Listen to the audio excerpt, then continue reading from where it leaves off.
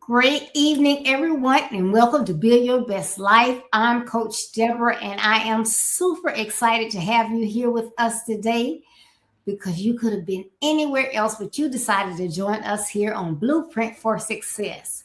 And when I say I'm excited, hey, I have a brand new guest with us today, Miss Crystal Hackett. How are you, Crystal?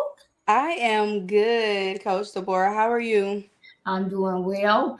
Thank you so much for being on here with us today. I cannot wait to get into your story. Well, everybody, thank you all for tuning in. We so appreciate all of your likes, your shares, your comments, and especially your prayers. So keep them coming. Make sure that you get you some notepad and pen or your tablet, your recording devices. Make sure you share because you're not going to want to miss anything that's discussed on this podcast today. Well, today there is so much that goes on in life. And, I always say you need to meet people where they are because you never know what's going on. So our topic, I'm not going to tell you what the topic is right now, but this conversation is about strength, but not the kind that you're born with, the kind you build after life tries to break you. Now, in our topic today, Crystal is going to go deep. And this is for women who have endured abuse, betrayal, but they refuse to stay stuck where they were. For those women who are healing and not hiding. they've discovered that survival was only just the beginning. Yes. So, what we're talking about, we really mean that we want people to be restored emotionally, spiritually, and get back to your purpose. So, I am excited about the topic.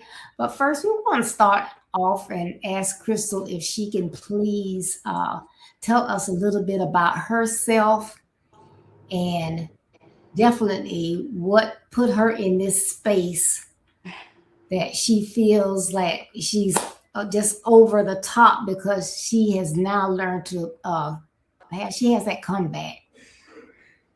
Yes, no problem. My name is Crystal Hackett. I am a traveling RN. I also have other things that I do on the side, such as being a real estate agent, um, life insurance agent. I just wrote my first book, which is called The Silence. I am a mother of two. I have a boy and a girl, Ariana and Jamarian, which they are currently in the military, and I have a new grandbaby. Her name is Amina. I spend a lot of time, like I told Coach Deborah, that I spend a lot of time on my Facebook page, motivating others. I put a lot of time into speaking to women who have been abused, not just abused, but needs that extra push with being motivated. Or I do a lot of, I say, background work with doing different donations to different organizations. Or I go back to my hometown, and I do donations and pretty much just do different work there also. Um, I came on this platform happy to be here because I want to continue to put the awareness out, put the word out there to the world because I feel like my story can help plenty of women in this world. I was a young mother. I had both of my kids in high school, in my 11th and 12th grade year. Not only being a young mother, but I also got married at 18, which was my first marriage, and then I had two other marriages after that. That came with abuse and just mentally and emotionally abusive. So that's what started the journey of my She Rose empowerment group, and also me writing my first book, The Silence. Awesome, awesome, awesome. So that makes for great conversation. And I know here at Be Your Best Life, our niche is young men, but remember, we are there to encourage our mothers as well. And it takes our moms to be 100%. Remember, that's one of the things I talk about often. You know, we have to be at 100% before we can be Right. there for our family members. So this is awesome. And our topic is we want to make sure that you get that survived, restored, purpose driven. Survived, restored, and purpose driven. So, Crystal, when people hear she rolls anyway, what do you want them to understand about who you are? When people hear She Rose anyway, I pretty much it came from my story. But I know, like I said earlier, a lot of women can relate to it. It's planted around like a rose, and like I feel like a rose continues to bloom, and every woman that has been through some type of drama, whether it was abuse, um, physical, mental, emotionally, I feel like they still have the power to rise and continue to bloom. What happens in life, I don't feel like it can stop you. At that very moment, it may have you down for a second, but I don't believe that whatever you go through in life can stop you. So when I created She Rose anyway, I created it so women can see that despite what life throws at you, whatever hurdles may come your way, you still can rise above the things that try to tear you down. What did not kill you, what don't kill you only makes you stronger. That's right. So I try my best to live by that. Yes, and I believe that to be so. What doesn't kill you will strengthen you. It's so funny. That's kind of like Steve Harvey. You know, he always ends his broadcast with some inspirational words. And that's Hmm. what he was saying this morning that somebody asked him, you know, how did he get through everything? And he said, because I learned how to suffer. I can Yep. suffer real well. And it was like, well, that's weird. But he's saying, hey, but when you suffer and you go through things, you learn because you have to fight through that and get You strengthened do. and you come out better. You do. You actually do. Yes. So, what did rising look like for you when no one saw the pain behind your smile? I know you were probably putting on that good front. Everybody was thinking it was all, you know, sugar and cream, and it wasn't. It was not. But I learned to show up anyway. Regardless, as I just said, regardless of what you have going on in life, you still have to push yourself and you still have to show up even when the odds are against you, even when your back is against the wall. I got up in the morning times. I had to have like self-positive talk with myself just to be able to get the strength to even get out of bed, to face life, despite everything I was going through, even at the point when I was a young mother, even at the point, when I was going through the situations with abuse with my marriages or, the cheating and all the different things that happened in the marriages, I still showed up. For one, I knew I had my kids that were looking at me, their eyes were on me.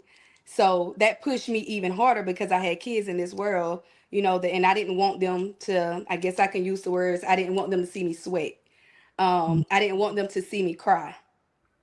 So every day I got up, I knew every day was a different journey for me. Every day I had to go hard to get where I needed to be in life. Yes, I went through depression and all those different things, but I have a great prayer life. And prayer also kept me going along the way also. That's good. Yeah, you have to be there. You know, it's it's amazing that strength that you can have. You think you just cannot take like one more thing, but when you look at those kids and you want to be there for them, you can just about you know do about anything. But Yes. I'm pretty sure there were days that you were like, oh my goodness, if they only knew, they would just, not your children, but people around you. You know, people try to judge, but if only they knew, they would, smile back at me and just keep it moving. They really would. That's why I tell people you never know what a person is going through. So it costs nothing to be nice. It costs nothing to be nice in this world. Yes. So, Crystal, was there a moment in your life when you just could no longer stay silent? You had, put on that front, but you was like, "Hey, enough is enough." Yes, ma'am. It came to a point, I'm trying to tell most of my story. It might take all day. But like I said, I had three marriages. First marriage, I had my two kids in high school. I married their father straight out of high school. I was 18 years old. That marriage came with a lot of abuse, mentally, emotionally, physically, lots of abuse. And I stayed in that marriage for 6 years. And I was young, so every time I left, I end up going back because my belief was that whoever you had kids with, you needed to stay with the father so y'all could try to make it work and raise those kids. Finally, got the courage to get out of my first marriage. After 6 years, I ended up looking, I guess you could say, looking for love in all the wrong places. Felt like this guy was the one. I think he pretty much came into my life at a vulnerable moment. So I ended up dating him for a little while, getting married. It came out to be pretty much abusive again, kind of like it was a cycle.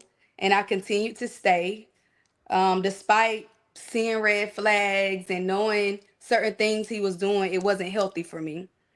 And at that moment, I had kids. I put them through certain things that I was going through also.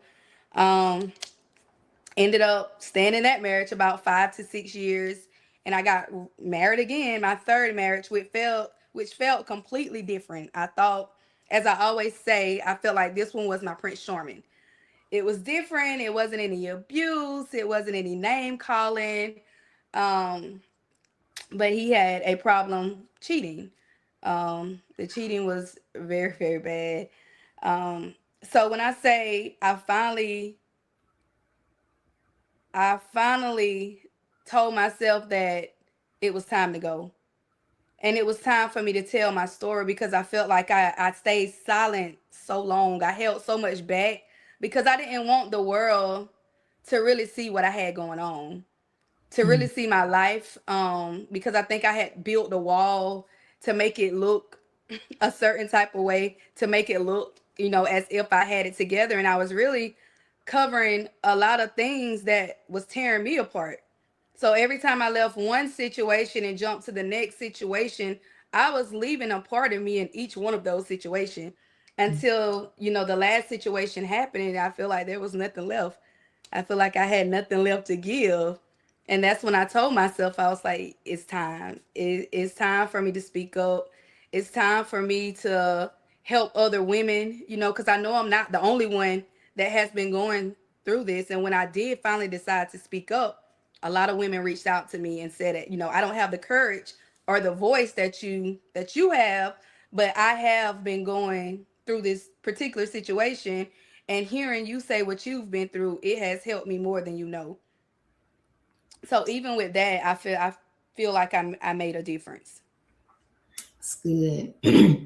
If you have just joined us, you are in for a treat. Please make sure that you share this podcast. And like I said, if you just joined us, please go back at your leisure and look at the podcast in its entirety. But we're talking about survived, restored, and purpose driven. And Crystal is here to tell us all the tea. She gonna spill all the tea and tell us about I it. will. I am ready. So, how did a young mother in a pragmatic marriage shape the woman that you are today? Oh my goodness. I really had to learn to survive. I had to learn to put my own feelings, my own mental, everything first, because the only thing I knew as being a young parent was how to put somebody else first. I thought I had to cater to, I guess I could say, my husband's needs. I didn't know how it really felt to be loved. I never knew what that meant. I just thought it was, being with somebody. We raise our kids. Um, so I often caught myself just sitting at home as a young teenager, and I'm like, how does it really feel to be loved? Like, what is the true meaning of love? Because I spent so much time being verbally and mentally and physically abused. So I don't know. It's well, now where I'm at now, I focus a lot on myself. My life is surrounded about around my kids, even though they're grown and in the military. I spend a lot of time with them and helping them along the way. Like I said, I travel. I travel around the world. I meet different people, and every opportunity that I have now, I I use my voice. I think my voice and writing helps me heal also. And I think it has made me into the woman I am today. And going through those certain situations where I had no choice but to be strong, um, that really has made an impact on my life. That's good. So, I know you said uh, in the first marriage there was abuse, and then the second one and third one is different type of abuse. But as you grew up, did you live in an environment of abuse, or where do you think it came from, where you felt like, that was something that you just had to take? So, growing up, I spoke a little bit about it in my book. I watched my mom get abused by my father. And so I remember being a little girl and I used to always ask her, I used to be like, "Mom, why you won't leave?" And I remember her words. She used to always tell me that that's your father, and we have kids together, and I stay here because of you guys. So even looking at her with black eyes and watching her get beat to the floor, I always just remember as a little girl, like, why won't my mother leave?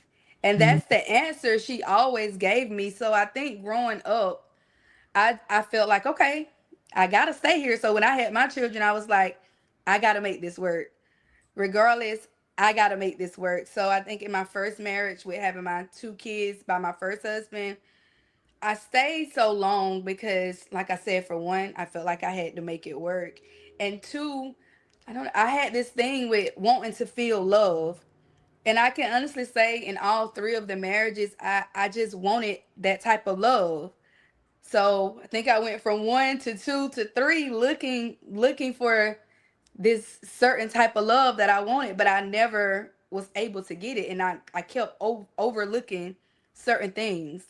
mm, that's good. Okay.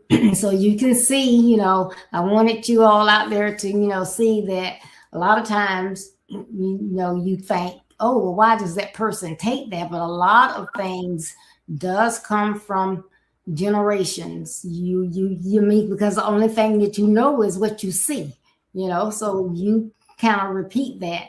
And then other times it may be something else, but always, think about that as well. What is the cause? Why do I think I have to take this? Why do I think, it's okay? Because it's not. It's not. It's not. So, Crystal, what did survival teach you about your own strength? I'm sure you found out. Hey, I was all this time I was stronger than I thought. It taught me a lot. Like I told you, excuse me, after my third marriage, I went through this period of depression, like deep depression. And because I was at a breaking point of, I had allowed so much stuff to pile up on me, to now I'm feeling like, okay, I can't take this life no more. Like, this is too much for me.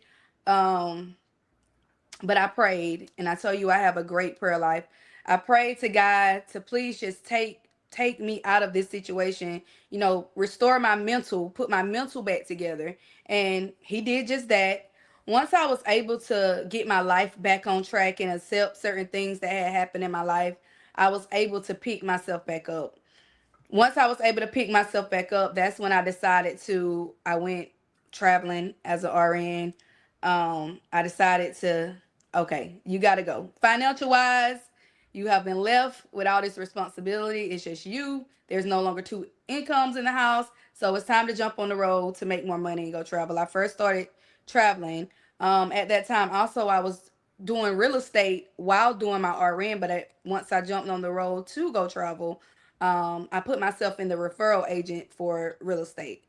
So once I did those two things, and I seen that, okay, my first assignment, I got to fly across the world. I never done that by myself. I was terrified. Once I seen that I can do that, and I made it to my destination, I traveled by myself. I started my new assignment. I met new people, and I was basically surviving. I was like, okay, if I can do this, I can do anything. So after making it to the destination, I told you, started traveling, real estate agent. I ended up getting my own place. I had to downsize because, like I said, due to financial responsibilities, I downsized.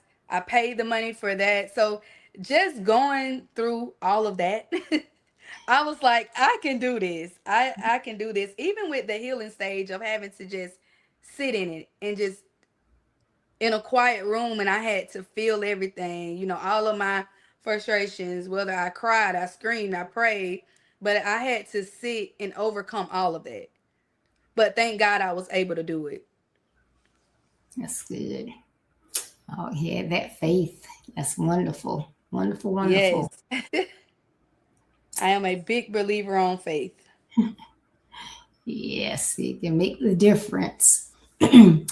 So, why is silence common in women who experience periods of emotional and domestic abuse? They just feel like, I can't tell anybody. I got to keep it inside. It's like it's this secret that nobody can find out about. Why is that? I feel that a lot of people don't, like I said, I try to cover it up from the world because there's a lot of judgment. And when you're going through domestic abuse, physical abuse, people don't understand, like, mentally your brain sort of kind of gets rewired a different way.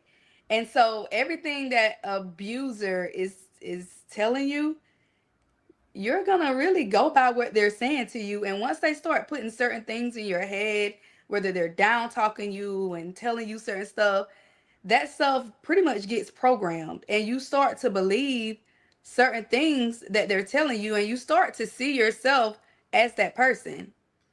So I think a lot of times people stay quiet because the mental part of it, and because they don't want the world to either judge them or see the situation for what it really is. All So they right. try to hide. Okay. You always have to remember that negative talk. That's why we want positive people around us, because Right. that negative talk, negative people can drag you down. They And sure those can. words they say are powerful. That's why we tell people, when you're trying to heal or become better or change, write you a positive affirmation, because those Yes, positive words will overshadow that negative stuff. But you want it positive. will. Yeah, it really, really impacts you. It really does. So, what did it cause you emotionally to keep your story hidden for so long, and what finally gave you the courage to speak up? Hmm, I think it cost me a lot. I went in a period where I isolated myself a lot. Before, being where I'm at now, I stayed isolated from pretty much everybody after everything happened. I didn't want to be around people. I pretty much didn't answer phone calls. Even with like going into the public eye, I was nervous. Like it just made me nervous to be around a lot of people.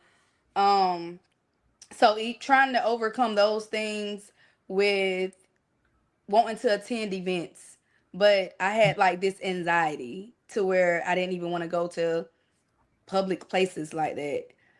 So just moving forward, I don't know. It's like one day of healing at a time. Hmm. Wow. Yep. I mean, I just kind of silent because I mean, I don't really imagine it, but I just know that can be so hard. You're trying to stay uplifted for yourself and your children. You're taking it day by day. Saying if I can make it one more day, if I can make it one more day. So I'm just sure that was just so overwhelming. Yeah, But you you really have to stay positive and prayed up. yeah. So we want you to tell others about feeling trapped and being quiet and suffering, but we want you to tell us about your comeback. When you decided to come back, and what did you do to make that happen? Right. So making my comeback, that was I think the best part of this experience because honestly, I tell people I don't regret anything that I've been through because I feel like that's what molded me into the woman I am today.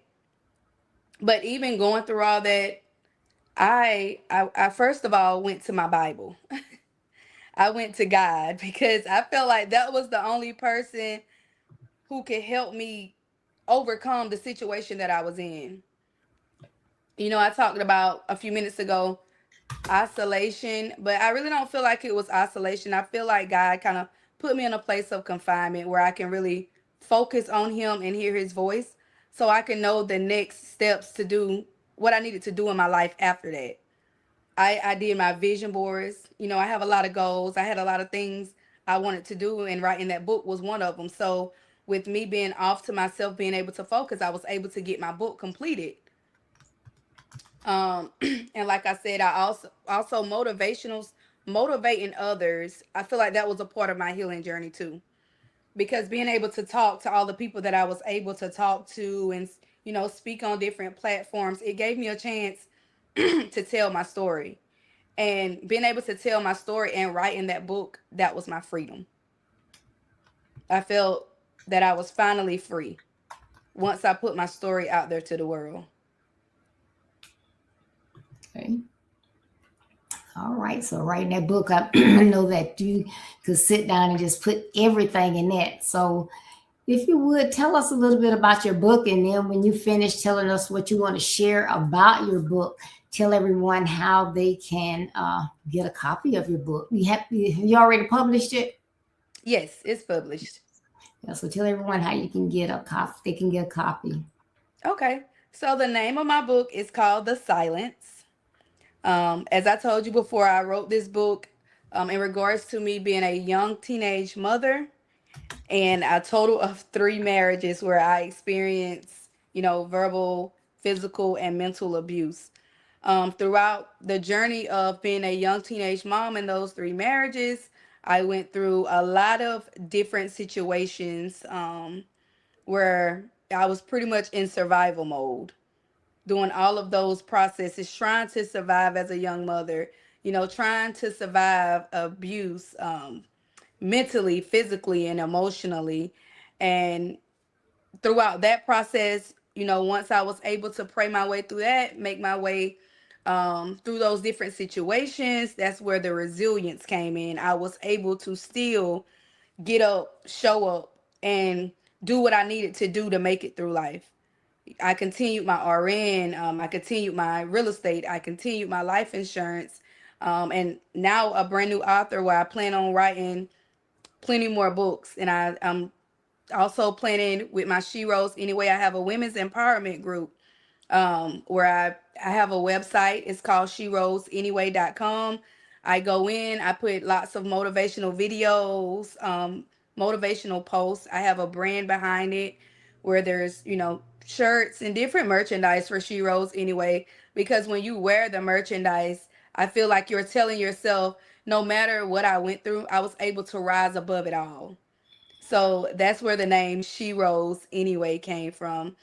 My book was published in September, around September the 24th, and it has been published on Amazon. So it is available on Amazon. Um, you can also purchase it on my She Rose Anyway website also. Um, so it's available on Amazon and She Rose Anyway website. Awesome, awesome, awesome. I love it. So we see again, you went through what you went through. It strengthened you. You overcame it. Now you're purpose driven. You've got a platform to help other women. You're speaking that helps other women. You're like, okay, if she got out of it, maybe I can too. I need to connect with Exactly. her ministry to see, what tips I can gain, how it will help me. And then you've written a book. And but look all the things that you've done. You didn't sit down and say, "Oh, woe is me," but Oh, you traveling nurse, you in real estate as well as insurance, author. Awesome, awesome, awesome. So you can see why I was just so excited to have Crystal on here today when I read, her Facebook posts and her bio and all the things that she has overcome to be the woman she is now. She's purpose driven. And yes, that is ma'am. a testimony and a testament. So that's just something that, we should remember about this conversation, that, sometimes when you think you're weak, you're not really weak. You're just enduring until God says so. And Exactly. then you come forth and you show the world who you are, and you can overcome, you can survive, you can be restored, and then you can go ahead and fulfill his purpose in your life. Right. So I know this is our first time meeting, Crystal, but has been a joy. And I would love to have you back. And, we can talk more when you get over the Yeah. newness of that baby. Yes. So, y'all, remember the name of the book is, how do you say it? I The said, silence. I'm sorry. The silence. The Silence. And you can get it on Amazon as well as her website, She Rose Anyway. So please follow Crystal. Thank you all for tuning in. Make sure that you tune in on Thursday for Let's Talk About It. I found out that there's so much that's going on, and I know the things that I have going on, and I'm always constantly going, doing, things are being added. So I'm going to be talking about overbooked and overlooked, how modern day life makes us forget what matters. So I hope that you would tune in. That's at 6:30 p.m. Eastern Standard Time, 5:30 Central Time this Thursday. Okay, overbooked and overlooked. So please tune in.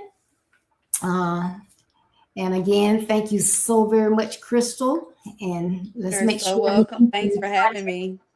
contact. All right. Tell your daughter I say congratulations. I will. All right, everyone. All right, thank you. Remember that building your best life is our business. That's not a slogan, it's our commitment. I love you. Be blessed, stay safe, and we hope to see you on Thursday. Bye bye. Bye bye.